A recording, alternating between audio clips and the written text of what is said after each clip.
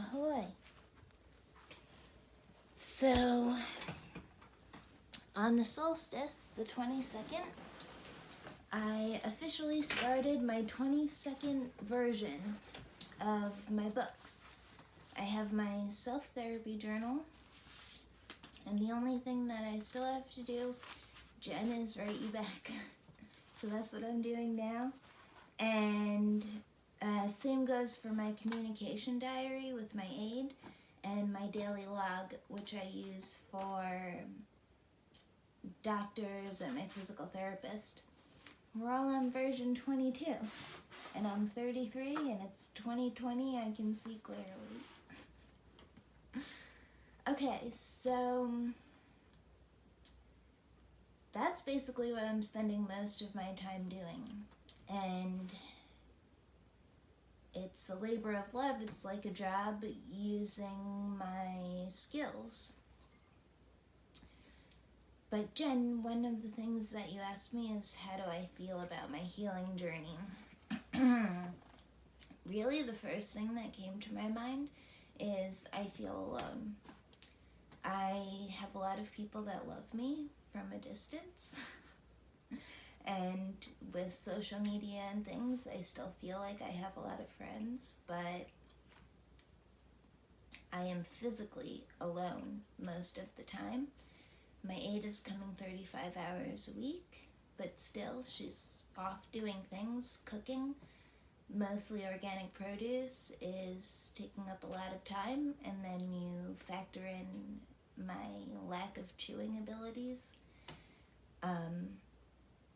She's not helping me with anything beyond household necessities, hygiene, things like that.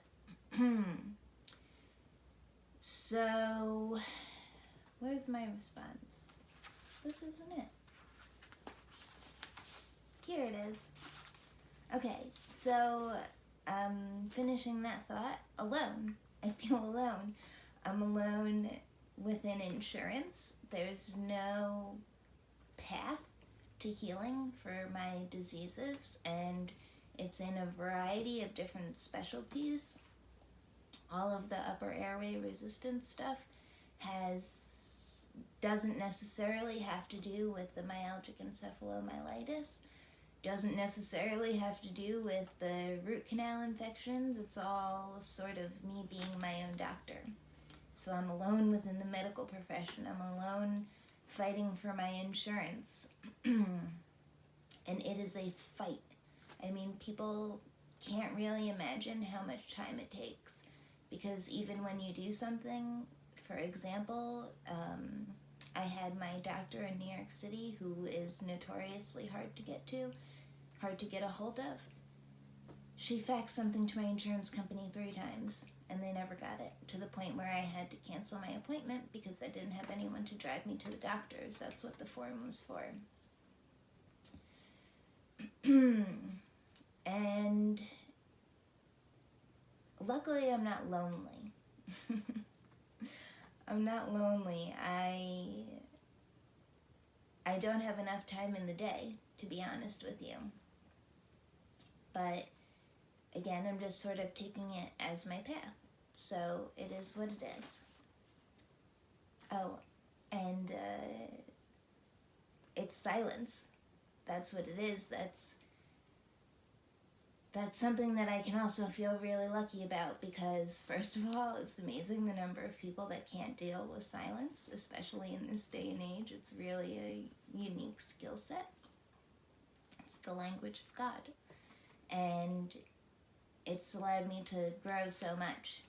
And then beyond that, when you talk about a practical level, I need silence, because depending on how much pain I'm in, the slightest noises can set me off into a ball.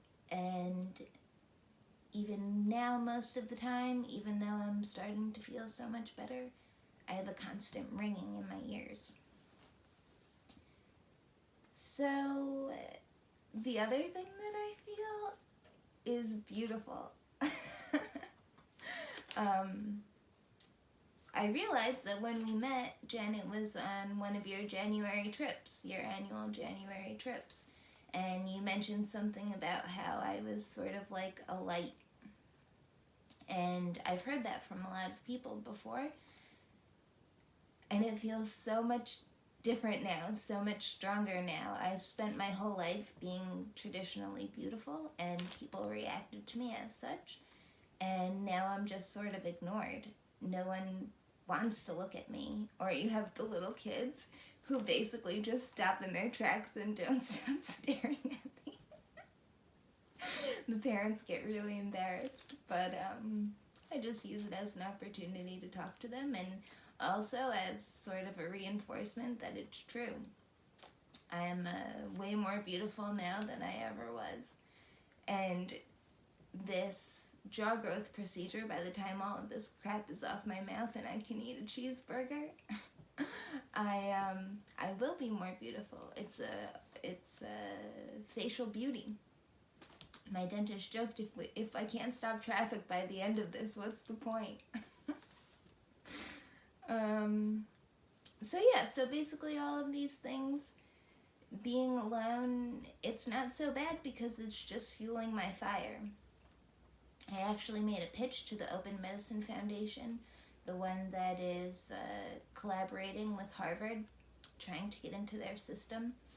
And the woman that I was talking to in their development team, she said she had never heard of anyone around the world, not just New York, not just America, anyone in the world that has as much 8 hours as I do.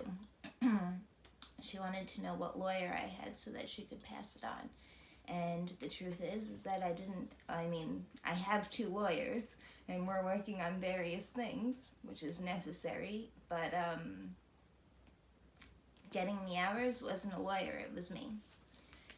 And I'm actually transferring insurances now so that I can get more hours. It sounds crazy, 35 hours a week, but they're not getting everything done. The aides are feeling in a rush. So it's also like a real accomplishment. Holy shit, all of these things that I've been able to do. Let alone just talking for this long. And what else did you ask? Oh, Nigeria! You will come to Nigeria with me. That makes me happy.